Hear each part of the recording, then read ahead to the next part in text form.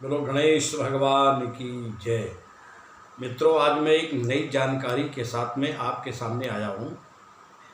भगवान गणेश के हाथी का सिर क्यों लगाया गया, आज इसकी एक नई कथा जो पुराणों में जिसका वर्णन है, मैं वो आपके सामने आज कहूँगा।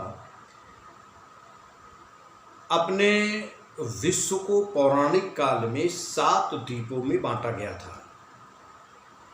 एक जम्बूद्वीप जो जम्मू से लेकर के और लंका तक, ये पूरा भारतवर्ष जम्बू क्षेत्र में आता है और हम लोग जो भारतवासी हैं ये जम्बू द्वीप में निवास करते हैं। दूसरा प्लक्ष, सालमली, कुश, क्रौंच, साक और पुष्कर द्वीप, ये 7 द्वीप कहे गए हैं। 7 द्वीप से ही पूरे विश्व को बांटा गया है।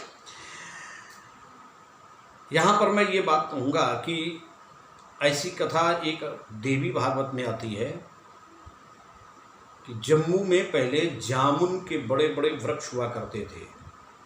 जामुन को संस्कृति में कहते हैं जम्मू। बड़े बड़े वृक्ष होते थे, उनके बड़े बड़े फल होते थे और वो फल जमीन में गिरते थे तो उनका रस निकल करके पहाड़ों के बीच में जो गड्ढा था उसमें भर जाता था। तो वो नद उस जम्बू के रस से यानी जामुन के रस से भर जाता था, तो उस स्थान का नाम पड़ गया जम्बू नद। और जामुन के बड़े बड़े वृक्ष होने के कारण उसको, उस क्षेत्र को जम्बू कहा गया। वहाँ पर एक देवी का निवास था, एक पहाड़ पर। उस देवी का नाम हो गया जम्बू नदेश्वरी, जिनको आजकल हम वैष्णवी देवी कहते हैं। तो एक समय की बात थी, दुर्वासा जी भगवती जम्बू नदेश्वरी के दर्शन करने के लिए यानी भगवती वैष्णवी देवी के दर्शन करने के लिए जम्मू गए। तो माँ भगवती की इन्होंने बहुत बड़ी आराधना की, पूजा की। तो माँ सामने प्रकट हुई और उन्होंने दुर्वासा को एक दिव्य माला दी।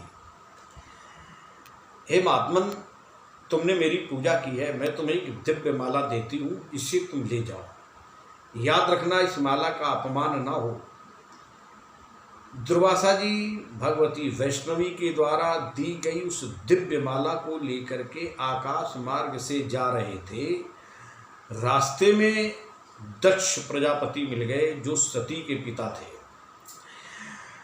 दक्ष जी ने जब दुर्वासा जी को देखा तो दुर्वासा जी की बहुत बड़ी पूजा की, उनको प्रसन्न किया। तो दुर्वासा जी ने वो दिव्य माला दक्ष को दे दी, ये तुम रखो, लेकिन याद रखना इस माला का अपमान ना हो।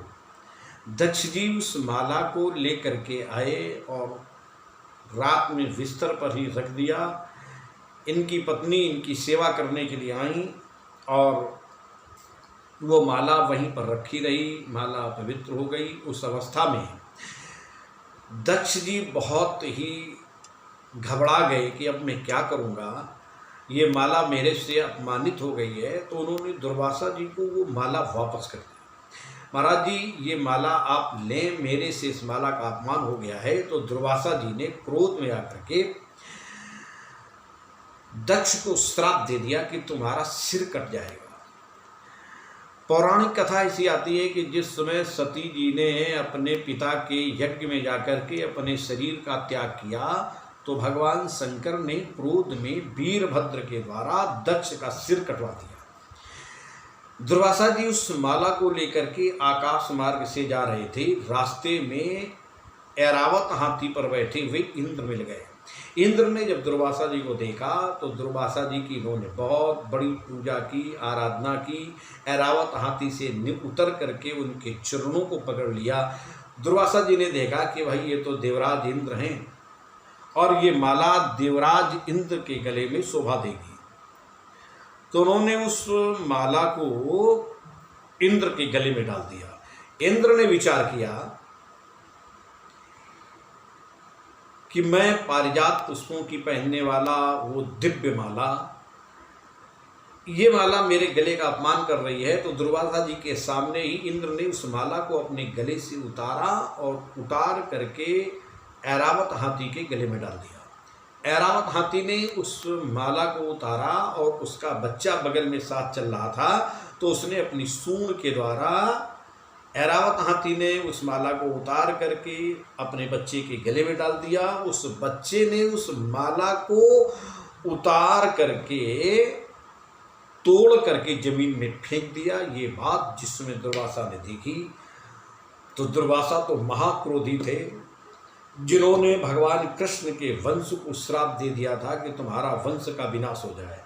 क्षणे रुष्टा क्षणे तुष्टा, रुष्टा तुष्टा क्षणे क्षणे, थोड़े में ही नाराज हो जाए, थोड़े में ही प्रसन्न हो जाए। तो दुर्वासा जी ने इंद्र को श्राप देते हुए कहा कि तुम जिस राज के मद में इस माला का तुमने अपमान किया है, वो तुम्हारी राज सत्ता शीघ्र ही तुमसे अलग हो जाए, छूट जाए। उसी समय महिषासुर ने इंद्र पर आक्रमण किया, जिससे कि इंद्र पराजित हो गए। वो राज्य महिषासुर के अधिकार में चला गया। भगवती माँ दुर्गा के द्वारा महिषासुर मारा गया। ये कथा सभी लोग जानते हैं।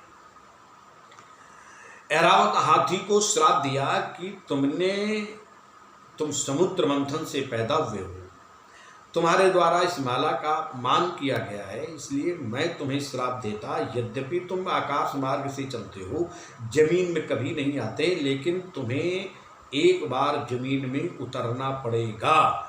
तो अर्जुन ने लक्ष्मी पूजा के समय ऐरावत हाथी को जमीन में उतारा, और उस समय दुर्वासा जी ने उस ऐरावत हाथी के बच्चे को श्राप देते हुए कहा कि तुमने इस माला को तोड़ा है, इसलिए तुम्हारा सिर कटेगा। साथियों, इसी हाथी के बच्चे का, यानी ऐरावत हाथी के बच्चे का सिर काट करके भगवान गणेश के लगाया गया है। इसीलिए भगवान गणेश को गजवदन कहते हैं।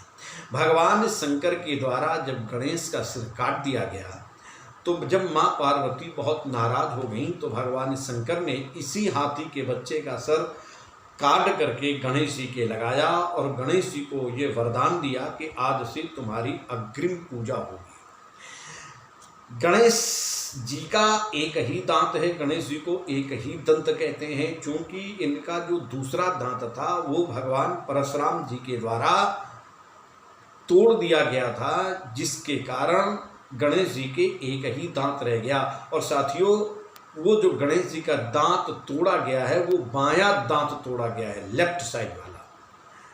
तो ऐसे भगवान को, गणेश को एक दंत भी कहते हैं, गजवदन भी कहते हैं। तो ये जो सुंदर सी कथा थी मैंने आपके सामने रखी है, और ये कथा देवी भागवत में आई है। मैंने इस पुराण के माध्यम से आपको कहा है।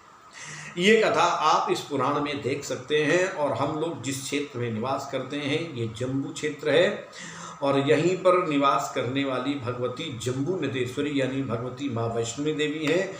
तो एक बार भगवती वैष्णवी देवी की जयकारा लगाते हैं। बोलो वैष्णवी देवी की जय, बोलो गणेश भगवान की जय। इन्हीं शब्दों के साथ में मैं अपनी वाणी को विराम करता हूँ। फिर नई जानकारी के साथ में अगले वीडियो में आपके सामने फिर आऊँगा।